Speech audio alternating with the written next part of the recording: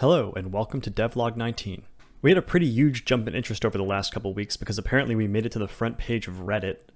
Someone who found our game decided to post it on the Expanse subreddit, and aside from the group of people who were complaining about the fact that the ships weren't stacked vertically, the reception overall was really positive, and we got a bunch of new Discord members and a bunch of new pre-alpha players who have been participating in our multiplayer matches and giving lots of really great feedback. It was really cool to get all that organic interest. It did overwhelm us for a couple days with processing new members and Patreon supporters and such, but thanks Octomerk for posting us on Reddit and Sippy Cup for posting us on Something Awful. It did also have a second order effect of forcing us to get our butts in gear with updating the Steam page, which had a lot of old screenshots with the old UI, so that's all up to date now, and that was a nice added bonus. While we weren't busy getting overwhelmed with this influx of new members, the focus of this sprint was really on sensors and balance. So let's talk about sensors first, starting with the problems they had before. The biggest of these problems being that the sensors would provide you with basically fire control quality data all the way up until the edge of their detection range when that track would just disappear. And that didn't really make sense that there was no fading out loss of accuracy. It was either there or it wasn't, and you could shoot at it or you couldn't. And another issue was just inconsistency and contrivance with how the accuracy was just tied to distance from the sensor, and then jammers had a multiplier that they would decrease the accuracy of the sensor by, and I didn't really like it at all. But a lot of that really stemmed from the fact that all the sensors and jammers were tuned basically by me guessing for values, rebuilding the game, going into game, testing it out, seeing if I liked it, and then trying again. Which, as you can imagine, takes a really long time and is not very efficient, so it's been a while since I've made any changes to sensor values because it's just such a pain to do. So since I was reworking the sensors, I took this opportunity to implement an internal tool that I would use to emulate the behavior of sensors and jammers in-game so that I could just punch the numbers in and change them and see how it all stacked up. And that's the tool that you're going to see in the background now. This is an extension for the Unity editor that I wrote that allows me to select what sensor I want to look at. I can change values or load them or save them. I can load a reference hull to see what the sensor returns look like against that given hull. Now with those two things selected, I'll see these yellow lines for minimum and maximum return at different distances fading off on a logarithmic scale of the return power from the sensor bouncing off the hull and coming back. I can change the range scale. I can choose whether or not to display the burn-through curves if the sensor is capable of doing burn-throughs, which is this orange curve here showing the boosted power of the return from that single ping. I can also show the signal-to-noise ratio at that given distance steps, and now the signal-to-noise ratio is tied into the accuracy of the sensor, which is the blue line. I can add jammers in, and when I select a jammer, it'll show the position of the jammer that is changeable. I can move it further or closer. It'll show the fading off power of that jammer as it arrives at the sensor, and then it'll adjust the accuracy curve, the blue line at the bottom again, as the jammer moves closer or the signal-to-noise ratio changes. And then it'll also show that cutoff value, which tells me where when those yellow lines cross that cutoff, the contact is lost because of the jamming. And finally, it has a similar function for illuminators where I can plug those in, position them if they're on another ship, or if they're on the same ship, I can move it all the way to the 0 mark, and that'll show the boosted return or just the return strength from the illuminator bouncing off. And the really nice thing about this tool is that as I change the values for the modules, everything updates in real time. If I change something I don't like, I can just load the values back. If I want to commit it, I can click the save button for that particular module. So I can change the sensor without saving any other values, or I can change just the jammer. And so this saved me a ton of time when it came to rebalancing everything so that the sensors had a slightly longer range with different detection properties, tying the accuracy into the sensor. Signal-to-noise ratio made it a lot more realistic. Instead of having arbitrary jamming multipliers, the jammed accuracy of the track is now affected by the amount of power and the ratio of that noise to the sensor's return value. So it's all a lot nicer now and a lot more consistent.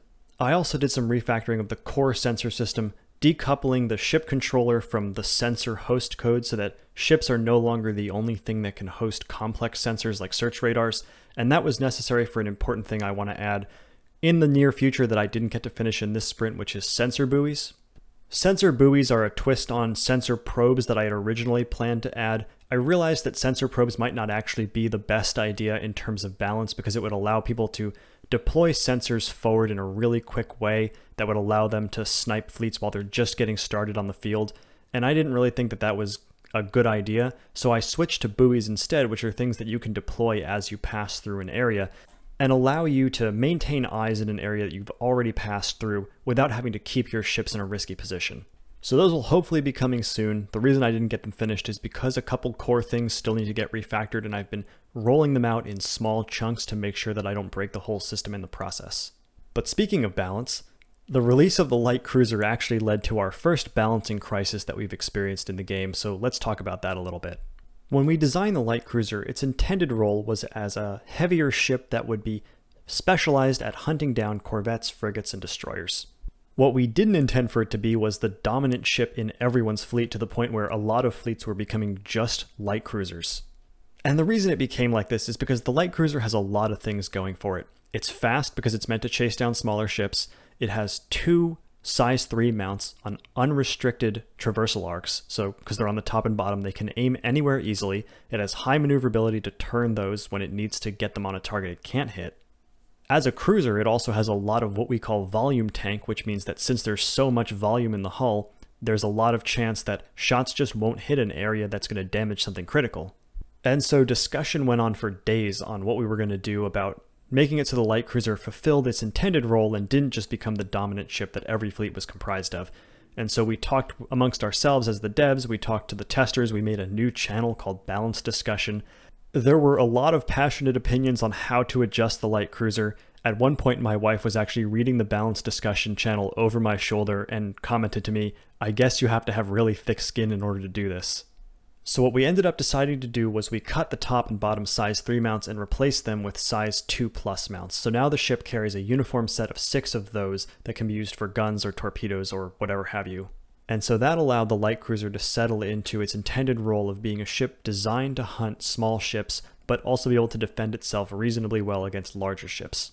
I definitely don't want to make it sound like this was an easy fix. It was easy to just do the change, but this was after days and days of constant back and forth debate in the test channels on what we were going to do to make the light cruiser not the dominant ship anymore. And I'm very happy that fleets are no longer comprised entirely of these light cruisers. We're seeing a lot more balance again, which is the way that I would like it to be. We also did a bunch of minor rebalancing, equalizing reload times of the turreted railguns and turreted large cannons so that the size 4 variants were actually worth their cost.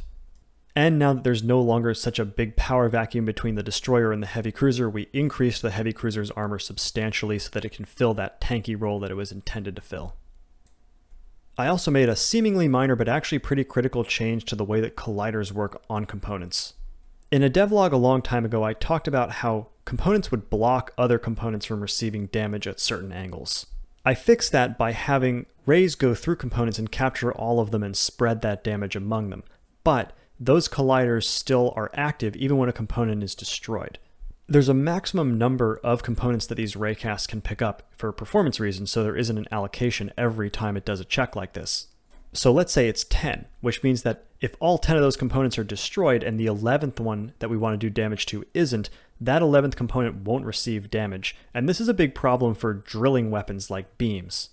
So previously, when this beam hits the bow of the ship and is trying to core it out, after the first blast, it won't do any more damage because the maximum number of components that it can pick up in that sphere cast has been hit. But this change makes it so that components that are destroyed now disable their colliders so that they don't take up those precious raycast slots. So in the updated system, this beam can now drill all the way through the Corvette given enough time, as the components that are destroyed aren't going to block those raycasts. So that about wraps up all the major changes for this sprint. If you're really curious about all the minor changes, the changelog channel on our Discord has been public for the last month or so you can check out all the patch notes there. For the next sprint, we've been working on the battleship for quite a while. It does take time to do these art assets. We don't want to show it just yet because we're going to make a cool release trailer for it because it's going to be an important ship. It's quite large, it's quite powerful. We're very excited to get it in the game, and that will round out the full list of classes for this faction. I am crossing my fingers, we're all crossing our fingers, that this is not going to be the balancing nightmare that the light cruiser was, but we shall see. As for other things, this is probably going to be our last sprint before my deployment starts, which is coming up very rapidly. So I have a list of about 60 tasks that need to get completed to leave the game in a really good state while I'm gone. So we're going to get cranking through those. Things like sensor distortion for reactor explosions, a bunch of quality of life features. I want to finish up the sensor buoys. and things like that. So that's it for this update. You can find links to our Discord and our Steam page in the description below. If you want to get involved in the community, join us on our Discord. If you want to play the game in pre-alpha, you can subscribe on our Patreon and get a pre-alpha access key. And thank you for watching.